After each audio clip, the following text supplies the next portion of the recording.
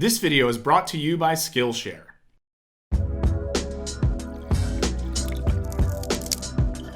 What's up, Wisecrack? Michael here to talk about a brilliant film that captivated fans, wooed the critics, and pissed off no one. Just kidding. I mean the live-action film The Last Airbender, based on the very popular, very good Nickelodeon show Avatar. This film seemingly had everything going for it. Great characters, a compelling story, and of course, live-action firebending. So why is this film more cringe-inducing than having your blood bent? How does the guy who did this, I see dead people, royally screw up source material as truly great as Avatar? Anytime a movie confounds our expectations like this, we're forced to pull out our detective's pipe and start puffing until we either get cancer or figure out what the hell happened. Special outfit, hat and pipe, these things mean anything to you? And so welcome to this Wisecrack edition on The Last Airbender, What Went Wrong? And of course, spoilers ahead for a bad movie and a good show. But before we get into it, I want to give a shout out to this week's sponsor, Skillshare. When I first started writing video scripts for YouTube, I was a bit unsure of myself. It was a completely new and fun way to put my ideas into words, but I wasn't sure if it was coming across on screen. I researched other YouTubers and submitted script after script to our content team for feedback. I really wished I had a partner or community who knew how I was feeling about my work, and I definitely should have looked to Skillshare. Skillshare is an online learning community where curious creators come together to improve their skills. They offer thousands of inspiring classes for writing, photography, freelancing, design, and more. Members have the opportunity to share their work with their class through projects and discussion boards. I wish I had known that Skillshare offers a course literally called Going Viral. Write, film, and make content people share, where Matt Belisai teaches you how to create your own voice while balancing relatability. Don't make the same mistake I did and check it out today. For a limited time, you can use the link in our description for a free trial of Skillshare's premium membership. Now, back to the show. Let's do a quick recap. The film, like the TV show that inspired it, introduces us to siblings Sokka and Katara, two Water Tribe youngsters whose dad's off warring against the evil Fire Nation. While hunting, they stumble upon a bald kid frozen in ice. Instead of running away screaming, they take him under their wing. Then, mic drop, it turns out he's the Avatar, a messiah figure who has the ability to bend all four elements. Normie benders like Katara can only do one. Lost for a century, this ice kid Aang is responsible for keeping the four kingdoms in harmony. But first, he's gotta learn how to bend all the elements. Katara, Sokka, and Aang set off on a journey to help the young Avatar master his powers while also fending off the Fire Nation. Simultaneously, the very moody, disgraced Fire Prince Zuko hatches a plan. He wants to capture Aang like some sick trophy, thus restoring his reputation and winning back his father's love, at which point he will presumably stop sulking. Now, quick caveat. There are a lot of things wrong with The Last Airbender. For one, the characters are almost systematically stripped of their endearing qualities. Sokka's sense of humor is gone, and Aang's carefree sense of fun is undetectable. What's more, the stakes are never made urgent or clear enough, and Aang never really struggles to beat his opponents. And importantly, Aang's character arc is murky at best. On the show, he struggles quite compellingly with guilt about the death of his people and anxiety about the demands of his title that culminates in visible character growth. In the movie, his arc doesn't unfold with the same clarity and resonance. There kinda just isn't time. Then there's the fact that the show makes a point to show a rich world with all kinds of cultures and peoples, whether it's the influence of Southeast Asia seen in the Fire Nation, Inuit cultures in the Water Nation, Buddhism in the Airbenders, or even these Florida-inspired swamp people. You want me to eat old Slim? He's like a member of the family. The richness of each culture depicted is a big part of what fans loved about the show. The movie, on the other hand, cast its protagonist in such a way as to make the central conflict look kind of like a race war. Casting aside, I think this film is actually a great lesson in one of the central problems in any adaptation. How do you shorten a lengthy book or television series into the runtime of a movie and still make something enjoyable? Obviously, it's been done, especially with books. You don't hear a lot of complaints about Jurassic Park, Fight Club, or A Clockwork Orange. The Last Airbender, in a somewhat Herculean adaptation challenge, had to fit 9-ish hours of television content into a feature film. To stay somewhat faithful to the show, which it does in its own very flawed way, the film needs to function like an abridged version, squeezing in the most important plot events so that it starts and ends at approximately the same point. Luckily, there's one screenwriting tool that will let you breeze right through all the complicated information: exposition. But it's a dangerous tool at best. In storytelling, exposition is any information that fleshes out the rules of the world, explains a character's motivations, and so on. If I kill you, that's an action. If I tell you I want to kill you because you murdered my father, that's exposition. My name is Inigo Montoya. You killed my father. Prepare to die. Sometimes exposition is extremely memorable and very iconic. I am your father. But more often than not, action is more fun to watch. Flip through any decent book on screenwriting, and you'll find a section warning young writers that bad exposition has an apocalyptic effect on your career. Anytime a bad piece of dialogue makes you cringe because it sounds wooden, false, and maybe a little embarrassing for the actor, it's often the result of poorly executed exposition. You've never been stung by a bee, have you? No. No, bees are genetically designed to recognize royalty. Of course, proper exposition is a necessary evil in any narrative work, but there's an infinite number of ways to convey this information. It takes a scene-long montage to establish that, say, Rocky trained a lot to get in shape. It would have taken 2 seconds to say, I worked out a bunch, and now I'm in shape. But the universe would have been robbed of this glory. Exposition is a struggle every screenwriter grapples with, and sometimes it can really f***ing work. I don't like sand. Just kidding, maybe more like this. But until that day, accept this justice as a gift on my daughter's wedding day. The Last Airbender, unfortunately, has a lot more of the "They're eating her! And then they're going to eat me! Oh my God!" and less of the You're a wizard, Harry. Now that we've looked at some examples, let's see how Shyamalan does exactly what every screenwriting teacher begs his novice students not to do. It's telling instead of showing. Exposition tells us things. Dad!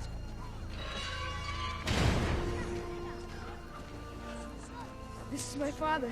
Characters' actions show us things. This boy running to embrace his father communicates everything we need to know without that pointless introduction. Bad movies, like this one, chronically tell us things instead of showing them to us. In my raid of the Great Library earlier this year, I found a scroll that tells the location of the ocean and moon spirits. But why is exposition such a narrative kick in the nuts? According to screenwriting guru John York, the problem is really simple. Most dramatic fiction demands plausibility, for characters not to say things they wouldn't say in real life. However, characters also need to impart essential information for the audience's benefit. That is, no believable character says, "Hello, brother to whom I lent my Nintendo Switch last week. Wherever have you put it?" Instead, they probably say, "Yo, asshat, where's my Switch?" This, though a natural and reasonable reaction, could leave the audience confused. As York explains, exposition can be awkward to present because it rarely occurs in real life. To bring it back to The Last Airbender, nobody would actually say, Fire Nation is here.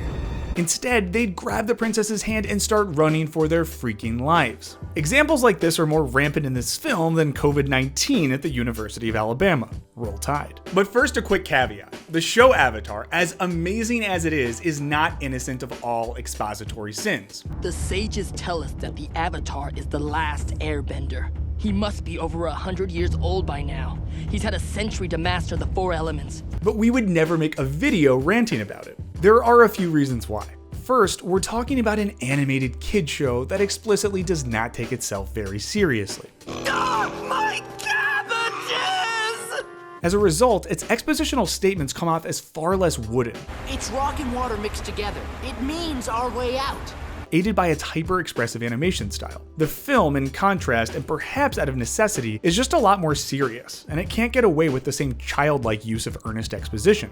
After all that time searching for a teacher, I'm finally starting earthbending. What's more, the show uses slightly didactic exposition, mostly in attempts to create a coherent viewing experience and keep kids engaged week after week, even if they happen to forget the whole deal with Zuko and his dad. Zuko had shown shameful weakness. As punishment, he was banished and sent to capture the Avatar. The movie, on the other hand, regularly repeats information as if the audience is suffering from amnesia. Fire Lord's son. In our final defense of the show, its expository elements tend to lean hard into emotion and motivation. The TV show brilliantly balances exposition with emotion. Information is conveyed to characters during scenes filled with conflict. Their reactions tend to render the exposition almost invisible. You're the airbender? You're the Avatar? Aang? No way.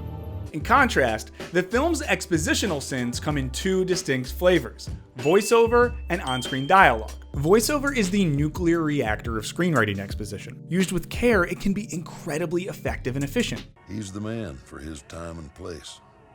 He fits right in there. And that's the dude. Used incorrectly, it'll blow up your entire script. Tyrell had told me Rachel was special. No termination date.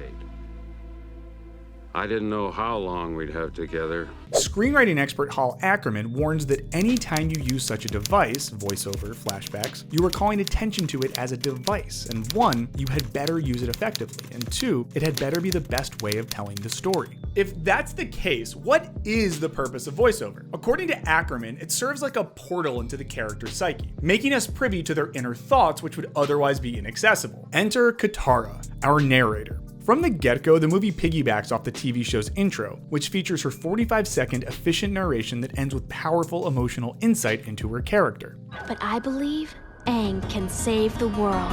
Movie Katara is a little less economical. Let's look at a sample line. The scroll we had was proving to be helpful. Aang was practicing. Oh, wait, it keeps going? We tried to stay out of sight, but Sokka became concerned we were being followed. Here, Katara's voiceover functions like a shitty Wikipedia plot summary. Like the rest of her narration, it gives us precisely 0 information about her emotional state. According to Ackerman, successful voiceover works when it shows us a different perspective. After that, you invent. The spending, the abuse, the fear, the threat of violence. As is the case when a character is being dishonest with the audience or themselves. Fezzik took great care in reviving Inigo.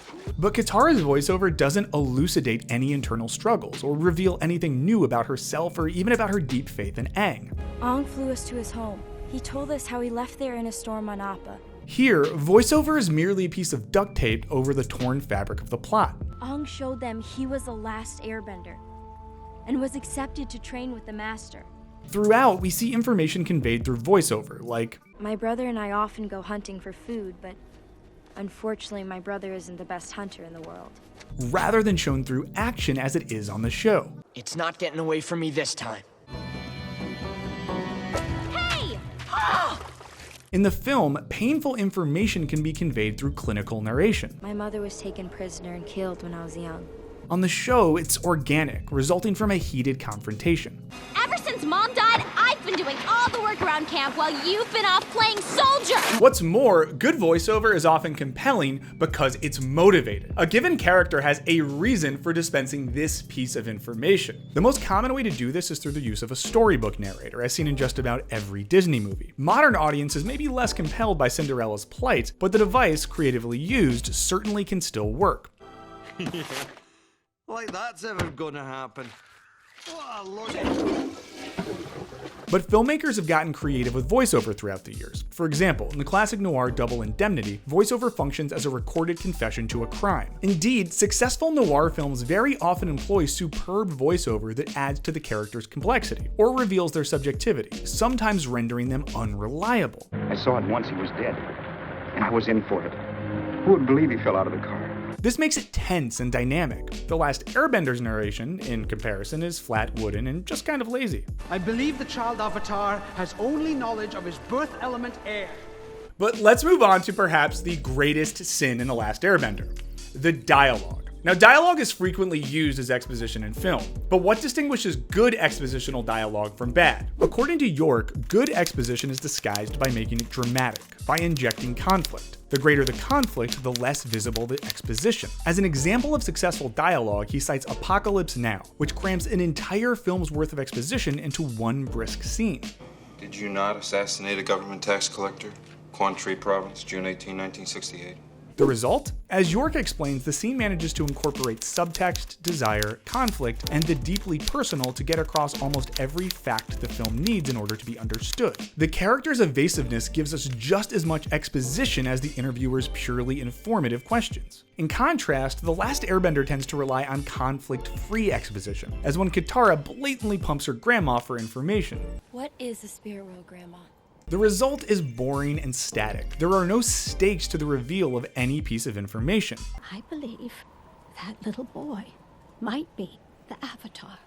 Grandma and Katara both think this kid is the Avatar, and what's more, both think Katara and Sokka need to leave the village to help him. Katara has to convince Sokka, but it's still pretty low conflict. Contrast this with similarly themed encounters on the show wherein Katara and Gran disagree about whether Aang's the Avatar. I told you he's the real thing, Gran. I finally found a bender to teach me. Katara, try not to put all your hopes in this boy. These tense moments are expository in that they give background information. Clearly, Katara has been searching and waiting to find someone to teach her. These moments culminate in Katara choosing to go exploring with Aang, largely in defiance of her grandma, although Gran eventually gives her blessing, all resulting in a compelling emotional arc. In contrast, film Katara leaves the village with zero emotional tension or stakes. We're going with you. Let's compare another plot point. When Aang finds out that the air nomads were killed by the Fire Nation. In both the movie and the show, Katara tries to warn Aang about what to expect when they get to the Southern Air Temple. But on the show, after Katara's worst fears are proven right, the air nomads are dead, she starts to tell him but falters. Aang, there's something you need to see. Okay.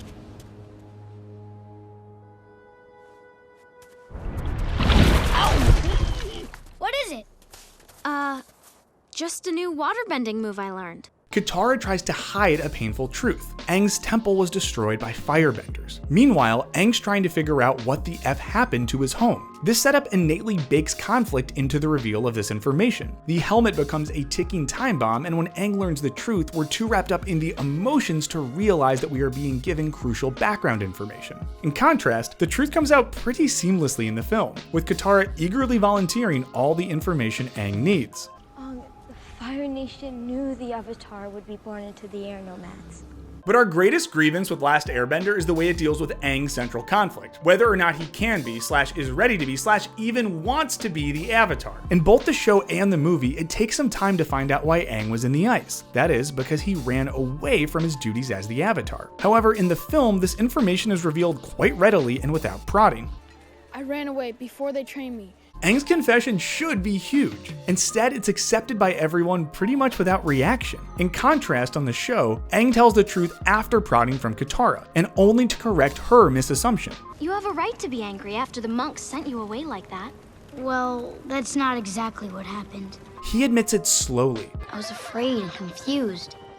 I didn't know what to do. What's more, he lets Katara, like the audience, put the pieces together herself, creating a much more dynamic, though still expository scene. You ran away. The Last Airbender film seems self-conscious about its over-reliance on exposition, and sometimes the script almost tries to repent. For example, you see the writer trying to create a compelling reason to tell us about Zuko's banishment, first via his rivalry with General Zhao. As you know, the Fire Lord has banished his son, the Prince, and renounced his love of him and will not let him return to the throne unless he finds the Avatar. But the line reveals its own redundancy. Zhao literally says, "as you know," rendering the dialogue self-consciously unnecessary. Then, the film imparts almost the exact same information just minutes later when Zuko gets a little boy to retell the story of his banishment. Tell me what you know about the Prince, the Fire Lord's son. Here, there's no reason why Zuko needs to hear his own life story. It's lamely justified by the fact that he's trying to explain to his uncle why he can't party and meet cute girls. He's been disgraced and must regain his honor. However, there's no tension to the reveal of his backstory, and it mostly amounts to what Ackerman calls a big vomit pail of information. In a remarkably on-the-nose moment near the end of the film, Aang begs the Dragon Spirit for help. Please, tell me how to beat the Fire Nation. The spirit replies, "Use the ocean. Show them the power of water." It's a little ironic that the tension between showing and telling comes up in the literal dialogue of the film. If only the writer had taken the Dragon Spirit's own advice and shown rather than told us Aang's story. But what do you guys think? Are we being too harsh on a film so bad its 2 sequels were promptly abandoned? Let us know in the comments. As always, big thanks to our patrons for your support. Go ahead and bend that subscribe button like it's the blood of your enemy, and as always, thanks for watching. Later.